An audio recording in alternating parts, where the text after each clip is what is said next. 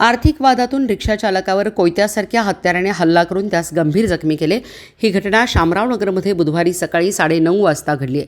या प्रकरणी प्रशांत सदाशिव आडसोळे वर्ष 49 राहणार विजयनगर आडसोळे वस्ती सांगली यांच्या फिर्यादीवरून प्रतीक जाधव पूर्ण नाव व पत्ता माहीत नाही याच्यावर सांगली शहर पोलीस ठाण्यात गुन्हा दाखल करण्यात आला आहे। फिर्यादी हे रिक्षाचालक आहेत। बुधवारी सकाळी संशयित प्रतीक जाधव हा फिर्यादीस म्हणाला की मला 2,000 रुपये घराचे भाडे द्यायचे आहे, मी तुम्हाला ऑनलाईन पैसे पाठवतो, तुम्ही मला कॅश द्या। त्यानंतर संशयिताने पाठवलेले पैसे फिर्यादी यांना आले नाहीत, तेव्हा फिर्यादीने त्याला सांगितले की तू पाठवलेले पैसे मला आले नाहीत। त्यावर संशयित फिर्यादीस म्हणाला, पैसे आले नसतील तर माझ्या मित्राचा मोबाईल तुमच्याजवळ ठेवून घ्या, मला पैशांची खूप गरज आहे। त्यावर फिर्यादीने त्याच्या मित्राचा मोबाईल फोन ठेवून घेतला आणि त्यास 2,000 रुपये कॅश दिली। थोड्या वेळाने रिक्षाजवळ प्रतीक जाधव आला आणि म्हणाला, माझा मोबाईल मला द्या, तुम्हाला मी पैसे देणार नाही, तुला काय करायचं आहे ते कर, असे म्हणून त्याच्याकडील कोयत्यासारख्या हाताने फिर्यादीस धमकावण्याचा प्रयत्न केला।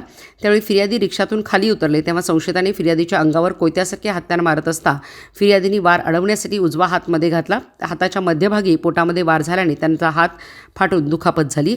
फिर्यादी यांनी रक्तस्राव होत असताना संशयित येथून पळून गेला। या प्रकरणी प्रतीक जाधव याच्यावर सांगली शहर पोलीस ठाण्यात गुन्हा दाखल करण्यात आला आहे।